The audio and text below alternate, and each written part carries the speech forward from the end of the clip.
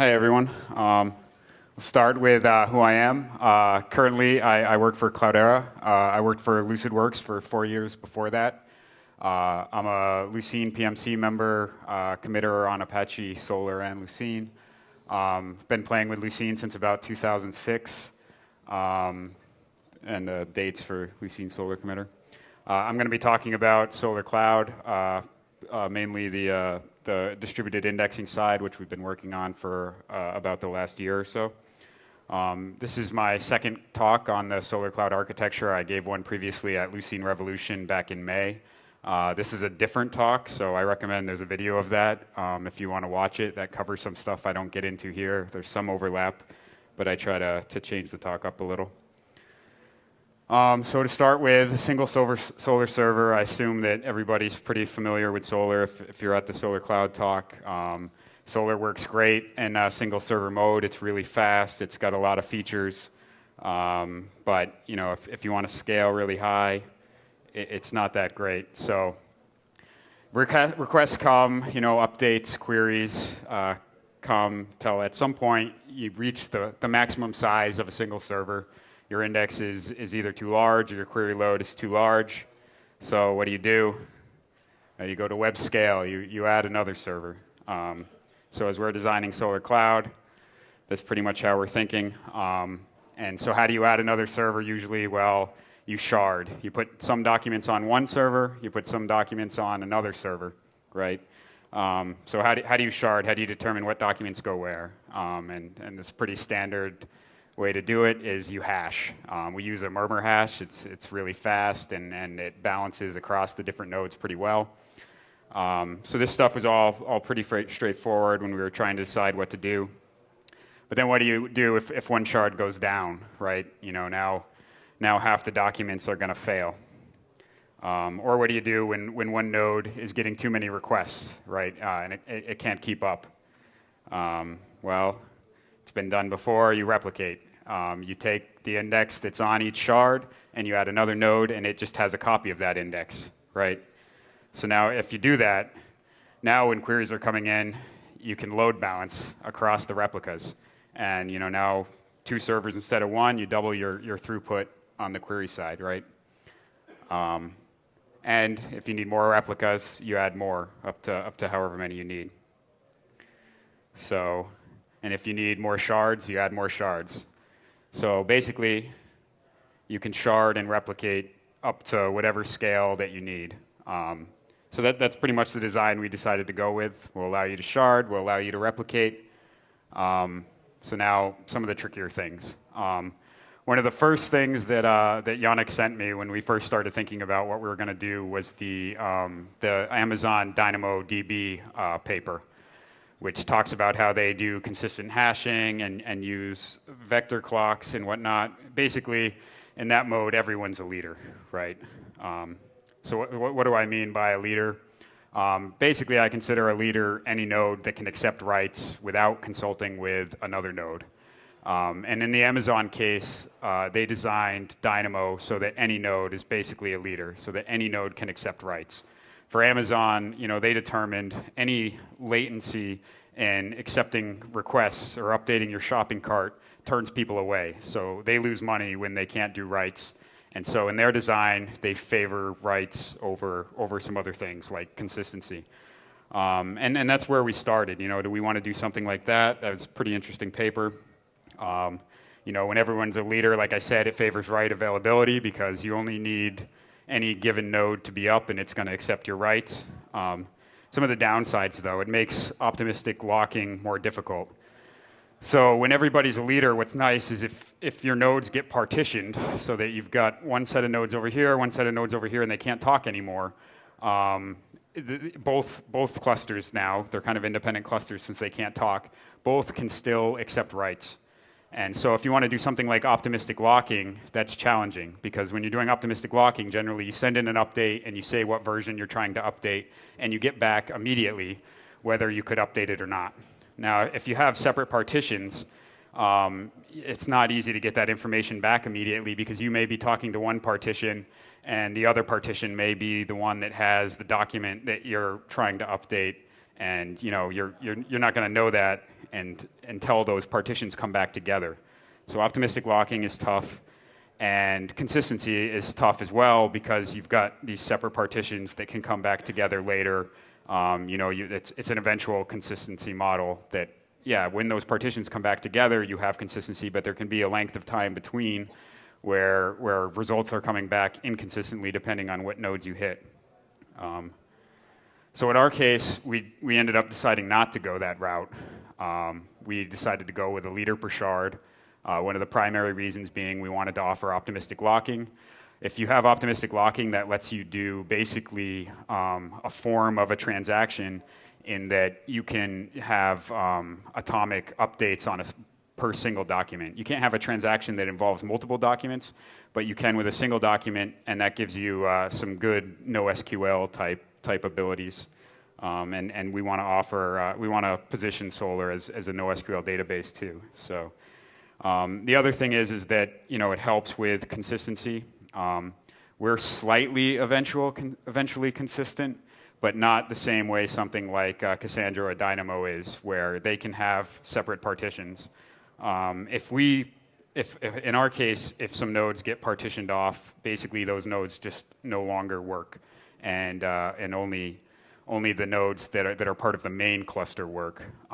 So it's not as highly available for writes, but you know that when you add a document, very shortly thereafter, any request is going to find that document. And it also simplifies partition recovery. In the Cassandra and Dynamo case, when a partition breaks off, reconciling that when you put it back together is more difficult. You got to use something like vector clocks, or you have to set up NTP or something and use timestamps to somehow determine what the last update was, so that you don't lose any data. In some cases, that means going back to the client. In the Dynamo case with Amazon, sometimes you've got your shopping cart of items, and sometimes because of a partition, they might have to come back to you and say, hey, we couldn't quite resolve this. Tell us what you actually wanted in your shopping cart, which for them isn't a big deal because users can do that. In a lot of other applications, though, you want this stuff kind of done automatically. So we're doing a leader per shard. Once we came up with that decision, the next thing we started talking about was, okay, well, so the leader's going to distribute documents to the replicas. Now we need to make sure that when those documents are distributed, that the same update on each node wins, right? Because you basically, if two people are updating the same document at the same time, and then the leader is sending those out to the replicas, we want to do that in parallel. One way to make sure things are the last document wins is to basically have the leader kind of have a global lock, and it updates one of the nodes and waits for that response to come back, and then updates another replica, and it can be sure that the same one wins in each. But you lose a lot of parallelism that way. So basically what we decided to do instead is have the leader version the documents when it gets it, just basically an incrementing version. And then it doesn't have to have any sort of big lock. It can send the documents to the replicas at the same time. And what the replicas do is if they get a document and they've already got that document with a higher version, they can silently drop that update. And you can be sure that each replica has the latest version as the document or update that wins. So let's add a doc. Now we've got 2 shards. Each one has 2 replicas. How's it going to work when you add a document now? So you can send your updates to any of the nodes, and the replicas will be smart enough to know, hey, I've got to figure out how to get this to the right leader. So it's going to hash on the ID, figure out what shard it belongs to. In this case, the yellow shard, so it forwards it to that leader.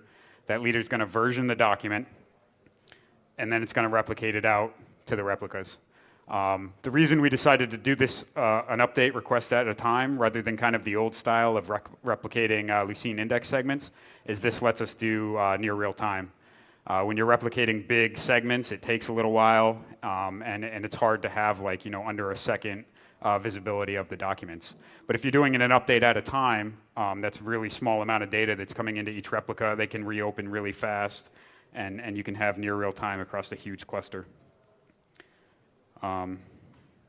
So that's all well and good. None of that was too difficult. The next thing we needed was, well, how are the nodes going to know about each other, right? If you send an update to one of the replicas, how does it know what other nodes are there? How does it know which nodes are the leader? How do we determine which node is a leader?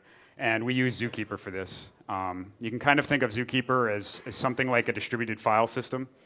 So basically, just like on a local file system, there's directories, Directories can have children directories. They can have data nodes. The main difference with Zookeeper is that what's kind of the equivalent of a directory can also have data located with it. But it also gives us a lot of other things. Zookeeper has recipes to do leader election, and that's how we determine a leader of a shard automatically, so the user doesn't have to deal with that.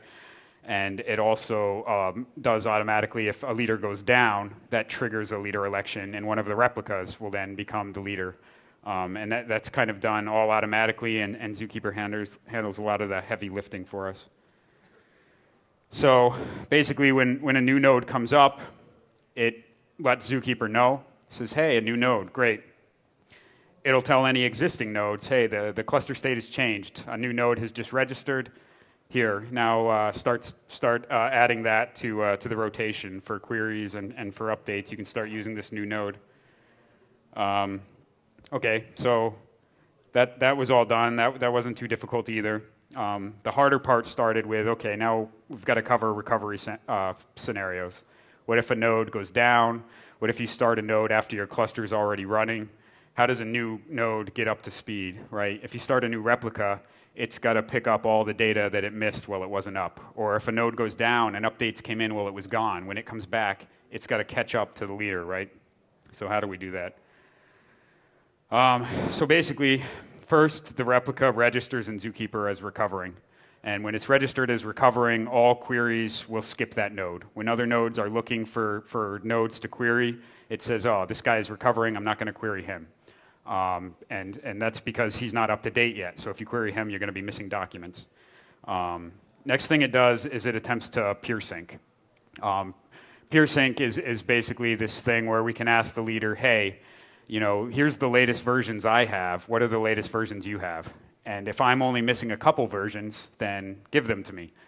Usually it's about 100 updates, I think. Or if I'm not missing any versions, hey, we have the same latest versions, then I don't have to do anything. And if I'm missing a few, please give them to me. What if we're off by more than a few updates, though? Then we replicate the whole index, which requires a little bit of juggling to do. So basically, the process is, first, we wait until the leader sees us as recovering, because when that happens, the leader starts forwarding updates to the replica.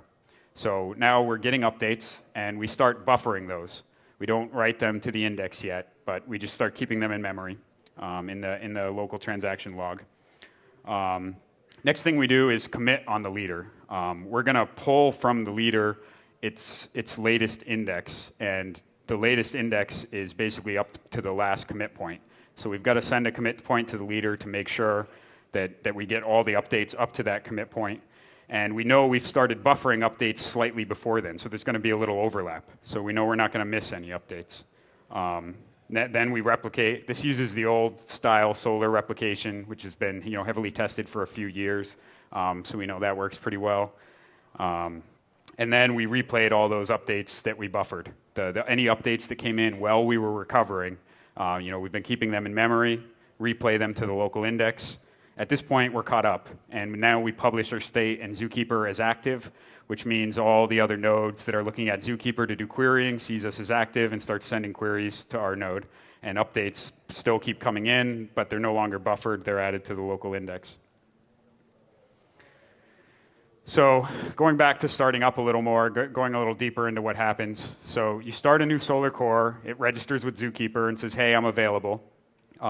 It'll either automatically be assigned to one of your shards based on how many shards you want your collection to be, or you can actually specify, I want it to be part of this particular shard. And the way shards are distinguished is basically just a simple string. I could name a shard Greg, and if I start another node and have it as part of the shard Greg too, then they're just a shard.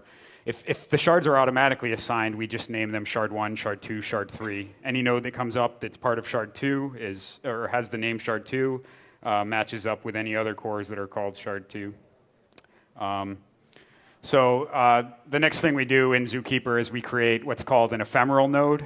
Zookeeper has this ephemeral node concept that basically says, create a node, but if my connection to Zookeeper dies, have that node go away. So that's basically how we keep up to date with which nodes are live kind of automatically. If a node goes down, it goes away from Zookeeper, we stop querying it. If the node goes down, it takes a little while for Zookeeper to realize the node went down. There's a heartbeat mechanism. And if the node goes down and other nodes are still hitting it because they haven't quite learned from Zookeeper it's down, they basically recognize there was a fail and they try another node. We have an internal load balancing between all of the replicas so that if any node fails, they just try a different one. So now that we have all this information in Zookeeper, pretty much anyone can go and look at it and figure out the state of the cluster. So you can have smart clients now, and we have one written in Java called the Cloud Solr server. And it's smart enough to look at Zookeeper and know what nodes are up and load balance across them, which is nice because you can use that instead of using your own external load balancer. If you don't use that, well, the nodes load balance internally. You would have to pick a node externally to first hit, right? Like you might hit the first node, and it's going to load balance if there's any fails as it tries to spread the query across the cluster. But you had to pick that first node, and if it's down, then you're not going to be able to talk to it. So you either have to use a smart client, or you have to also load balance externally so that you know you're always going to be able to hit a node that's up. Yeah, so that's that. So how do we get all this functionality to work? It sounds difficult. The setup sounds difficult. It's really not. It's pretty simple. So if you're running an external Zookeeper ensemble, which is generally what we recommend, it's easier if you just kind of have Zookeeper external. The only thing you have to do to get all this functionality is pass an extra parameter when you're doing the standard java-jar start.jar. You just add in this system property zkhost equals and the address of where Zookeeper's running. And that will trigger SolrCloud mode. It'll talk to Zookeeper and learn about the rest of the cluster. If you want to run Zookeeper embedded, which when you're just exploring and figuring things out is a lot easier, then you just start one of the nodes with -d zkrun. And that starts up Zookeeper internally. And you can do some extra work to actually start an ensemble rather than just have one node act as Zookeeper. And so it's actually pretty simple to get going. Okay, so how do we create a new collection? Once you get everything up, you want to create a new collection. There's a new collections API that's basically at that URL, takes a couple of parameters, action equals create. There's obviously also delete, or there's also reload if you want to reload all the cores in your cluster because you've updated the configuration or something. And then you specify how many shards you want the new collection to be, in this case 3, and then the replication factor, which is basically how many replicas that it's going to have. So pretty easy to add new collections too. So once you're up and running and you start, we actually have a new admin UI in Solr 4. And it has this new cloud tab if you're in cloud mode. If you're running in single node mode, you won't see it. But in cloud mode, this tab pops up. And it's got this nice graph of your cluster. Shows you how many, if you had more collections, they'd be below this. How many shards are in the collection. And then each node in each replica in each shard. The little filled in box tells you which one is the leader. As a client, you don't necessarily need to know who the leader is. It can be more efficient to send documents to the leader because if you send them to the replica, they then have to forward it to the leader.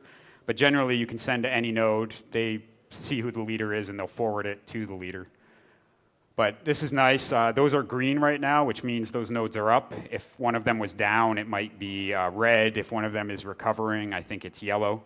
And kind of there's in the latest work, there's actually in 4.1, there's going to be a little key that tells you what the different colors mean. So that's the graph view. There's also another view called tree. This basically shows you what's in Zookeeper. So you can see it's kind of like a file system. You've got the root node, and then you've got this cluster state.json file at the top. That's what contains all the information about the cluster. Within that is basically the URL for each node, the shard for each node, and basically just metadata about how to contact the node, its current state, whether it's recovering, whether it's active. And so basically that's kind of the low-level representation of what's stored in Zookeeper. Okay, so all of that actually wasn't too difficult. It didn't take us too long to do. It wasn't that much code to get something working, or so that it seemed like it worked, right? Testing that it worked manually, it's pretty easy to cover a lot of the manual scenarios. Okay, we start up 2 nodes and we start indexing and we kill 1 node and we see that we can still index and we bring the 1 node back and okay, great, it came back and it recovered. The problem is in a truly huge cluster, way more than that kind of simple scenario can happen, right? Multiple nodes can go down at once, different nodes can come up, depending on maybe a node is coming up to recover and the leader goes down at the wrong point, or maybe someone shuts down Solr, and when you make a request to a node that's shutting down, you may actually get back kind of odd exceptions because we never had to worry about in the past when Solr was shutting down. We didn't really care about requests. If you shut down Solr, then you had to stop talking to it anyway. But in this case, we want things to kind of fail over nicely. And there's just a lot of corner cases where that doesn't necessarily happen, even though in simple testing it does. So one of the most important things, and the very first thing I started working on was a testing framework. And I based the name Chaos Monkey off the Netflix testing framework that they have. When they're running their clusters, they have their production clusters, they have something called the Chaos Monkey that every so often just kills a node. So while they're running everything all the time, nodes are dying on purpose, just so that they know things will always work when that happens. So I thought that was a great concept, and decided like right away to start writing this Chaos Monkey test code that basically builds random clusters. It takes randomly, this is how many shards I'm going to use, this is how many replicas I'm going to use, and just starts starting them up, and then starts indexing, and it starts querying. And then over time, it randomly stops and starts servers, basically following one rule. It doesn't, if there's only one server left for a shard, it doesn't kill it, because if you do that, if you have no servers serving a shard, indexing fails, right? Because you need the documents that are being hashed to that shard to land somewhere. If they have nowhere to land, then that's not good. Some systems have, and maybe we will someday have, this mode where other shards will take the data, and when the shard comes back, it'll give it to it. At the moment, we don't have that. So you have to have at least 1 node per shard. It's not that big a limitation, though, because you just can add more replicas if you're worried about too many nodes going down.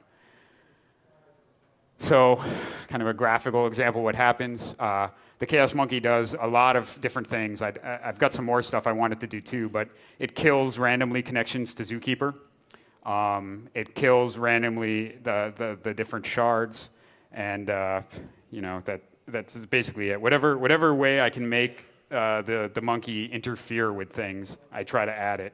And then basically what we do is we wait a limited amount of time for the cluster to recover at the end. So we stop adding documents, we stop messing around with the monkey, and we just wait for everything to recover and get in a stable state.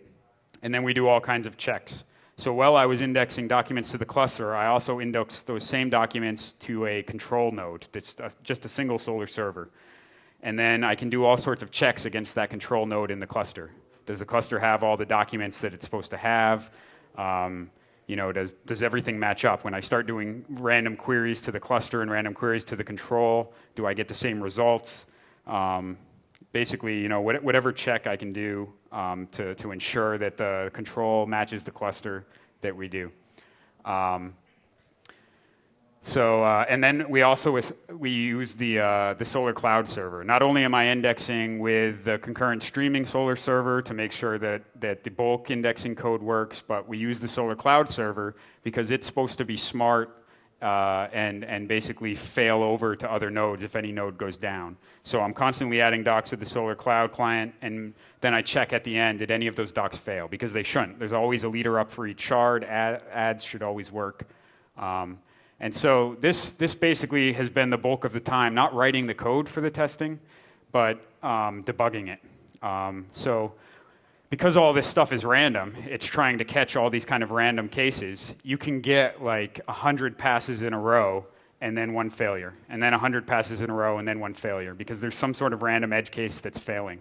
So basically what I spent the majority of the development time doing was tracking down these random fails and trying to figure out what the cause was, and then trying to write more specific test cases. So this is nice in that it tries to catch all sorts of stuff that I couldn't possibly think of or didn't have the time to write specific test cases for. It's like this kind of safety net in the background.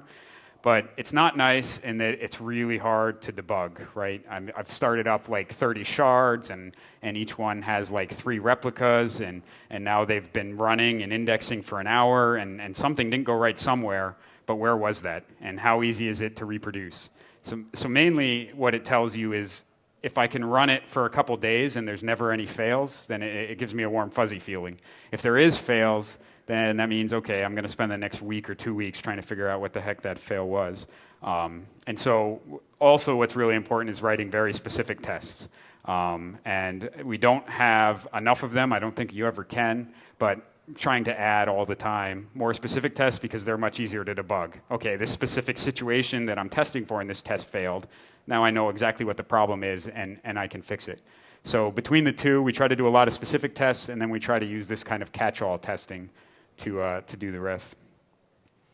So that's pretty much it. I'm going to take some questions, but here are some resources on what on what's out there to kind of help you get started with SolrCloud. There's the SolrCloud wiki page is the second entry. That's kind of our huge one document at the moment for how to get started. It's got some examples that you can run through. The documentation is I don't think it's that bad. A lot of people have been somewhat confused by it though. So if you go look at it and you have any recommendations on improving it, or you think something's missing or confusing, send an email to the mailing list, or just update the wiki yourself. We're trying to improve it all the time. A link to how to get started with near real-time search. Like I said, one of the major goals of SolrCloud was to support near real-time search. So if you're interested in that, you can go there. And then some more general stuff at the Solr resources link. And then the last link is this randomized continuous testing framework that Lucene and Solr builds its tests on, and we make heavy use of for the Chaos Monkey. So that's something cool to check out.